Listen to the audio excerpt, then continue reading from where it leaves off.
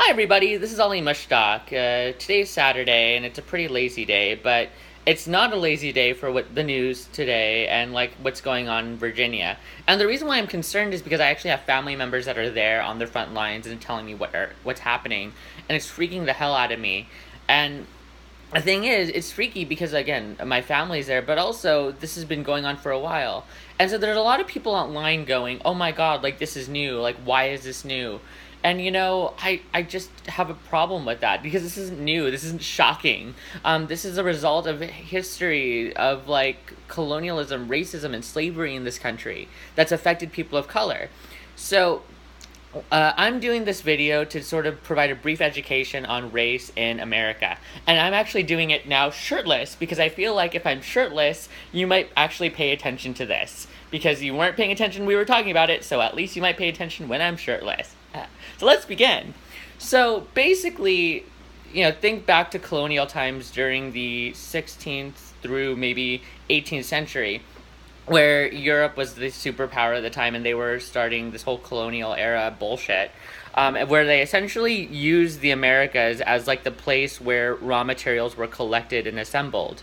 And essentially what they did was they imported slaves through the Middle Passage, okay? So America at the get-go has this history of treating people of color like essentially nothing, okay? Now, fast forward to the country's founding. You had something called the Three-Fifths Compromise, okay? Which basically said that people of color, especially blacks, were three-fifths of a human being. Okay, so now that's a huge problem because basically, they did that for population reasons, and yeah, they tried to do that because they tried to make sure that the South had equal representation in government. And so basically, because they had more people, they're like, oh, well, we don't want, to count all of the blacks in the population, because if they did, then what that meant was they would essentially give them more political power, and that's where they came up with that quote-unquote compromise. And at the get-go, though, what that's implicitly saying is that people of color are not full human beings, okay? And so there's tons of literature on this, but that question of what does it mean to be human has always been plaguing our country and our nation's history. Okay, what does it mean to be a human being? Okay, so then what we do is we actually have the development of science and technology.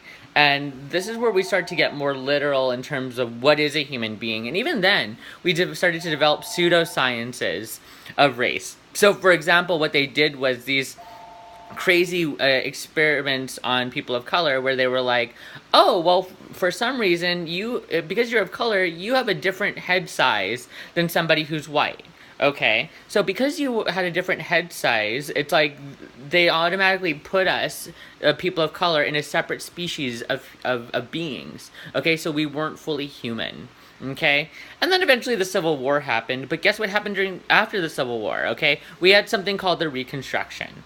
Okay, now the reason why the Civil War was not only it wasn't just about slavery, but it was also about economics as well. Because how is it that the South became, quote unquote, King Cotton?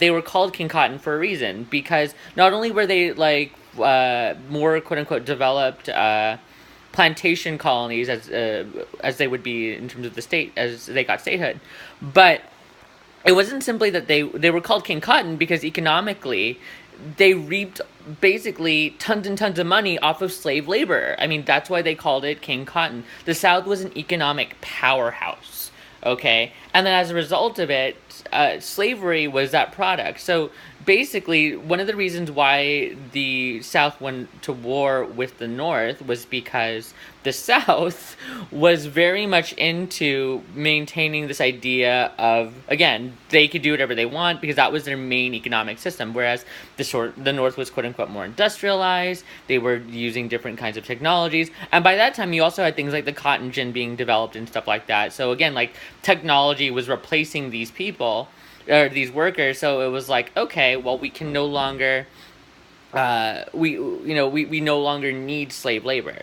And so basically the South went to war with that because that was their major moneymaker. Okay, then it's interesting because then you hit again then you hit the Civil War, people died, and then what happened was you started seeing in the Reconstruction era the formation of organizations like the KKK, and initially they even infiltrated institutions like the police force. And what they did was, as they became part of the police force, they then started enacting certain crimes onto people of color, especially the black community. Okay, and as they did that, as they enacted these forms of violence, again, like, this wasn't something new. Police brutality isn't something new that we deal with in contemporary America. This has been going on since the onset of the Civil War, and going on since slavery, and going on since the country started. Okay, so this is something where, again, they're doing it to maintain power. Okay, and it's weirdly weird because in America we never really left this particular time period of people of color being inherently separate kinds of species. Okay, we were never fully human in a lot of people's consciousness. And so what ended up happening was, as we started to sort of get civil rights, as soon as, again, we started entering places like the military, we started fighting in wars.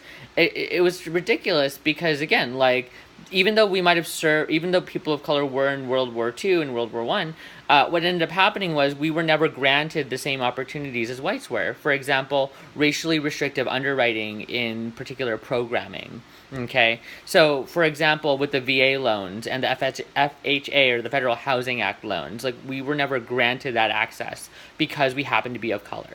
Okay, and again, like, we were not let into the Levittowns. These were very racially segregated places. And so what ended up happening was, we ended up starting to maintain and recreate segregation until we officially ended it later on. But we still sort of, again, because of that history of slavery and because of that history of separation, we still never actually had full integration. And when we did have integration, they fought back. And I remember, like, Oprah talking with certain people of color, and the idea that, they were entering, like, the first racially integrated schools, and they were facing all sorts of harassment, all sorts of, ridicule, all sorts of torture, essentially, just because they were of color, and they were now following the law. Okay? And now, again, we're slowly starting to become racially aware, but again, like, even though we have this awareness, it's not necessarily gone.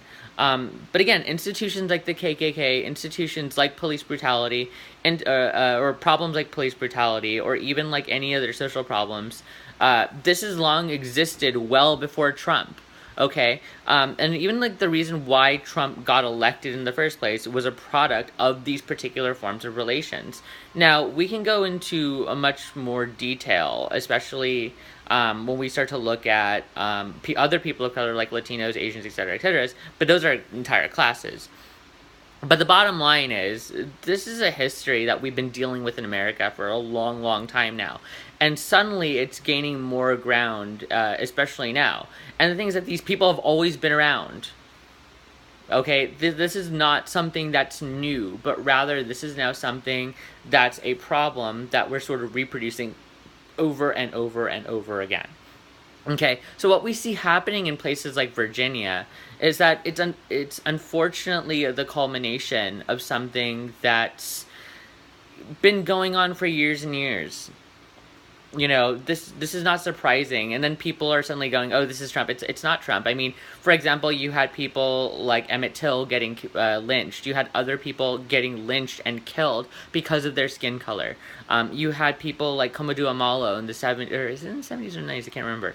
But you have Komodo Amalo being shot by the police. You have all these examples of various forms of police brutality and institutionalized slavery. Like, for example, the idea of the prison system and the prison system as a reproduction of slavery, like Angela Davis suggests. So, again, like, these are processes that are reoccurring, okay? These are processes that, continue to affect people of color. So don't be surprised when this happened in modern-day America. It's happening in 2017 because it happened 300 years ago or 400 years ago.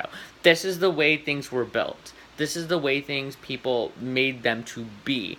And then as a result, and interestingly enough, we don't pay attention to issues of discrimination. We say like things, for example, like, "Oh, well, you're not getting the job. You're not qualified enough." But actually, guess what? You like with the same credentials, with someone of color having the same credentials as someone who's not of color, they are completely stigmatized and thrown out of the job market. Okay, and it's much harder for them to get a job. It's much harder, again, looking at issues of culture and representation, like where are the people of color in the media and in positive roles and examples of role models, etc., etc. So this is a big problem. Okay, this is something where we need to start talking about what's been happening and ways that we can correct that, as opposed to, oh my god, this horrible thing happened. And again, this horrible thing happened was horrible. It is terrible, but it's a culmination of so much for people in this country. And it's really unfortunate that it has to come to events like these that makes us stop to think about what's going on. Because again, this is something where if we paid attention, we would have stopped it in the bud. Instead, there are people that ignore these problems, or they say, oh, well, you're equal, stop complaining, whatever. We had Obama, but guess what? Things happened during Obama, Zara. The idea of Michael Brown getting killed, the idea of Eric Garner, okay? Police shootings were still a problem. Just as, for example, the Charleston church shooting happened during Obama.